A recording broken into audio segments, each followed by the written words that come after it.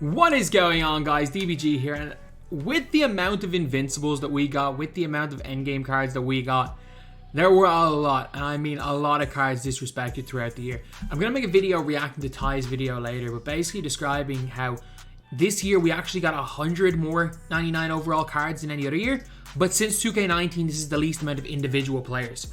Like in 2k20, the most any 99 overall cards anyone had was 4. 2k21, we thought it was excessive when we got 6 LeBron James. But this year we got 11 LeBron James cards. Sorry, I focus a little bit there. But today we're going to be going over players that were disrespected.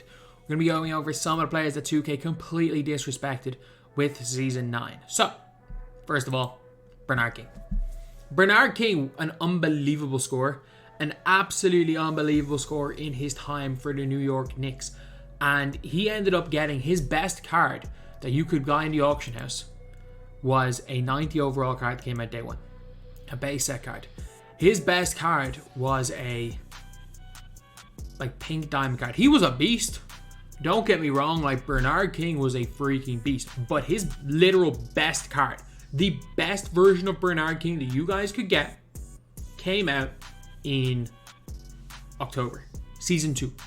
And he was he was a collector level award, so not many people even used him. By the time most people got him, he was outdated.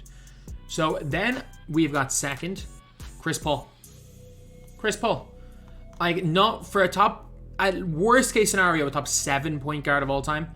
He's in that, I think he's probably above Kid Nash, but he's in that kind of area. I don't think he's as good as Stockton.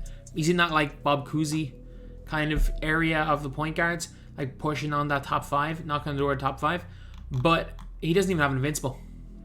He does not even have an invincible, lads, which is kind of crazy. And I get it, people would have complained if Chris Paul had an invincible, but there were so many opportunities. Why couldn't Chris Paul have just come out as a free locker code invincible during Season 8? Would have kept a lot of people happy, and he is a lot of people's favorite player. Then we've got the most obvious one is no endgame Steph Curry. We got an endgame Taco Fall, not an endgame Steph Curry. Lads, Steph Curry got disrespected in 2 ways, by the way. So when Steph Curry didn't even get a card for winning Finals MVP. So when Steph Curry won Finals MVP, all he got was a second version of the same card that was already released. So 2K didn't even give him new card art. So when he won Finals MVP, they couldn't have even updated his card art for a picture of him as Finals MVP. He won Finals MVP and they couldn't even give him new card art. And also no endgame. Incredibly disrespectful for the 1A, 1B of greatest point guard of all time. Tatum as well. Tatum's last card came out on May the 10th. How many opportunities did they have to give Jason Tatum a card through the playoffs? They had so many. They could have literally released even a new batch of cards when they released that Steph Curry called playoff moments. And they just gave a whole bunch of really, really good where you could have given Jason Tatum is invincible, you could have given Kyrie his card. There were so many cards that 2K could have given out as playoff moments, but they just didn't. They just chose not to, leaving us with the last Jason Tatum card we have having shifty dribble style, Mike Bibby size up, and just not being that great in game, if we're being honest. After Tatum is Bob Cousy. One of easily a top 10 point guard of all time.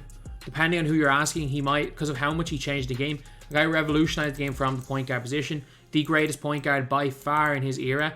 Easily somebody, people are like, oh, he shouldn't be in the top 75 of all time. BS. Bob Cousy's top 50 player of all time. He was so far ahead of every other point guard. It was crazy. And his best card in the game came out on day one. I think you could argue and a legit argument can be made that Bob Cousy's in the top 40 players of all time. Top 30, 40 players of all time. And his best card literally came out day one. And he was free day one. The only auctionable Bob Cousy card was a worse version of this. RJ Barrett as well. And I'm not even going to say RJ Barrett was that disrespected because obviously he still got his opal. But he's just such a fun player. He's such a good player in game that I do think he probably deserved Dark Matter. And the big thing with him was that no matter how well he played, 2K never gave him a moments card. So you're looking, he had a primetime card, a 90 overall card, and a maxed out card. Because they'd already planned to give him the maxed out 2 card, they didn't give him a moments card. he had so many games worthy of moments cards that he never got. So not necessarily that much him being expected having a dart. I've noticed he's never got a moments card. Sadiq Bey. His best card came out on January the 7th. Sadiq Bey had a ridiculous year. And I'm pretty sure that this is a card art from a complete wrong game as well. Like, this isn't the game where he dropped like a bunch of points. Like, Sadiq Bey, career high. Like, Sadiq Bey dropped 51 points. He dropped 51 points in a game in March, and he didn't get a card for it. On the 17th of March, he scored 51, yeah. He scored 51 points in March and never got a card for it, which was kind of crazy. So yeah, he's someone who definitely should have gotten another card. After Sadiq Bey, Clyde Drexler. Sure, Clyde Drexler did get his 99 overall card, but he was a collection reward who came into the game in March. There's no reason why Clyde Drexler shouldn't have gotten another card. Simply put, it was just like with Dirk Nowitzki. They didn't give Dirk any of the collector level cards. 2K didn't give them good cards. Like, Clyde Drexler's best card that you can buy in the auction house as Clyde Drexler as base 5 and normal. The best version of Clyde Drexler period in this game has got base 5 on... Where does it say base? Lower base 5, it's on quick. Weird glitch there. But again, like, the best version of Clyde you literally couldn't get. And the exact same with Karl Malone. The best auctionable version of Karl Malone is a Amethyst. And sure, whatever about off-court issues, like, he still deserved a better card than that. 2K basically made it so that if your card was anything on the storyline, you never got a better card unless your name was Gerald Wallace. Gerald Wallace was the only like storyline player that, if you look at the collector level cards, collector reward cards, Kevin McHale got a better player, Rondo got a better one, Morning got a better one, Pierce got better. That's one of the things I don't understand is, like, Pierce and Iguodala can get their Dark Matters, but like, these guys can't get updated. None of these four can get updated. At least you evoed up Gary Payton, but none of these other guys can get updated. That was a bit of a weird one, that these three guys right here on the way to Dirk, none of them got updated at all. But then we got Westbrook. Like, Russell Westbrook's best card in this game is an Opal. His last Dark Matter came out on the 18th of February. Look, I'm not a Westbrook fan. Heck, I just called him Westbrook. I'm one of the guys that, like, I was out here.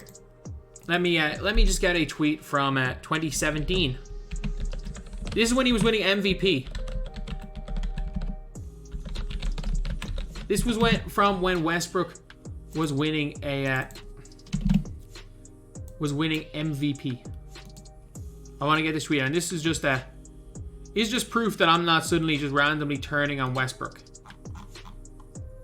That it's not like oh, I'm just saying this to say it. This is me from 2017. Russell Westbrook is a champion of the turn. It's a team sport. Why is he getting so much credit for being a bad team player, not top 10 player in the league, in my opinion? I never thought he was a top 10 player in the league. But still, I think he deserves a 99 overall card. I think that's crazy he doesn't have one. Dave Cowens having one card. I repeat, one card in this game makes no sense. Dave Cowens has the unique feat of being the only ever NBA MVP to not make the All-NBA first team. I'm not even kidding. He won MVP while making the All-NBA second team. He did a freaking Tyson Chandler and Marcus Gasol on it. And people don't realize that happened 2 years in a row. The Defensive Player of the Year was not all defensive first team twice in a row. It was not twice in a row. It happened with Marcus Gasol, and it happened with the year before Tyson Chandler. So everyone always talking about Marcus Gasol saying how he didn't deserve to win Defensive Player of the Year. The same thing happened the year before, but because it was Marcus Gasol, people are going to point it out and not Tyson Chandler. But like, he deserved another card. Dave Cowens should have gotten a better card than this. Darius Garland, unbelievable season. A modern NBA player, really a player that a lot of people are fans of. His best card came out in February. Again, a 6'1" point guard. Find a way to give us him for free. Like, I don't get this. Like, 2K can have unbelievable PR or unbelievable like brownie points to the community. It can be really cool. Is if you don't have a way, why not on a random Monday you guys release agendas, this card, original owner, and make him an agenda card? People will be hyped about that, and at least people wouldn't be angry about that. If they start releasing him as agendas, just like FIFA do objectives, that's how you get guys like Chris Paul, Darius Garland, these guys that wouldn't be meta players into the game. People will be happy. Dennis Rodman did not get a card after January. His best card has normal timing on his jump shot. And like, Dennis Rodman, obviously, again, like one of the top 75 players of all time, one of the best defensive players of all time, one of the best rebounders of all time. This card, stats-wise, defense-wise, was ridiculous. And the problem is, he had space 70, set shot 70 and normal timing. An unusable player. An absolutely unusable player in my team. He did have the basic leaner as well, which is awful. Then Franz Wagner. And you might be saying, why is Franz Wagner? Am I saying this about Franz Wagner? So there were 5 rookies, in my opinion, that were or 6 rookies that were way better than the others. Those rookies were Kay Cunningham, in no particular order, Kay Cunningham, Scotty Barnes, Jalen Green, Josh Giddey, and Evan Mobley. 4 of those 6 have either an invincible, 3 of those 6 have an invincible, 2 of those 6 have a dark matter, and 1 of those 6 doesn't even have an opal. And I'm sorry, I'm pretty sure if we're talking about which rookies had the best season, obviously freaking Cade, Scotty Barnes, Mobley were the 3 best. 4th was Franz Wagner. Franz Wagner had a better season than the other 2 guys, and his best card is not even an opal. They didn't even give him an opal. They gave him a pink diamond. I don't understand why. Maybe because he's not high. Maybe because he got booed on draft day because of his name wasn't too hyped. And man, the Orlando Magic thought they got the best player in the freaking world with Suggs and then booed Franz Wagner. Man, to be fair, every international player gets booed on draft day. It's just a thing. Even if they play college ball in the States. Allen Iverson, again, how he doesn't have an invincible. A guy you could argue is the 3rd greatest shooting guard of all time.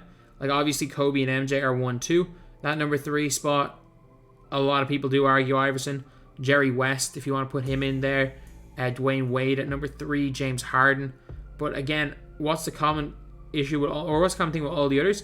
Either endgame or an invincible. Allen Iverson is neither. You could argue that Allen Iverson with the cards we have, deserves an endgame. He doesn't even have an invincible.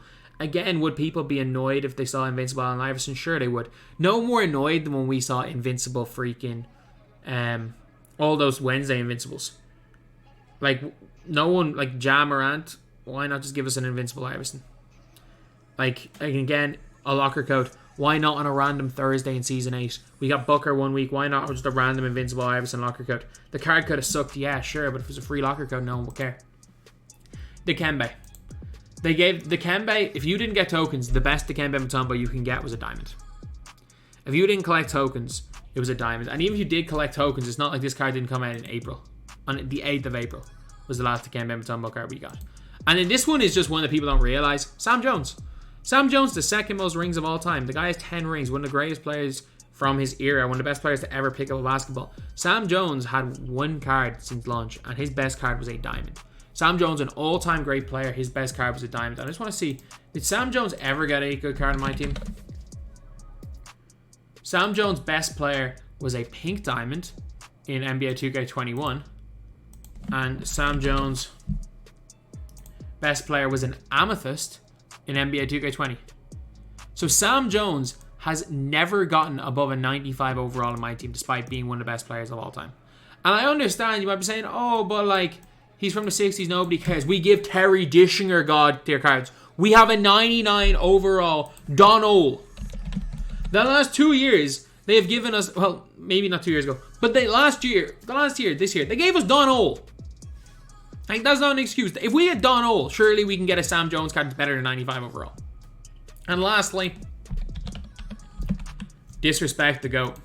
They disrespected the GOAT. The GOAT. The guy who a young Mick Curley grew up thinking was freaking Jordan-esque. The freaking GOAT. Disrespected by not giving him a card after May. Not giving him a card. There was no fan favorites too, which meant we couldn't see this GOAT right here. They disrespected Pat Burke. So anyway, yeah, that is pretty much it, lads. That is pretty much it. The endgame and Invincibles, there were so many of them. And then, but with the way things were, so many unbelievable players didn't even get opals. When you were looking at all the MVPs in NBA history, the amount of crazy cards that didn't get dark matters. Taco Fall has more dark matters himself than 25 or than 35 of the NBA's top 75 all time. It's just crazy. But anyway, yeah, that's the video. Thank you guys for watching. Please like, comment, and subscribe.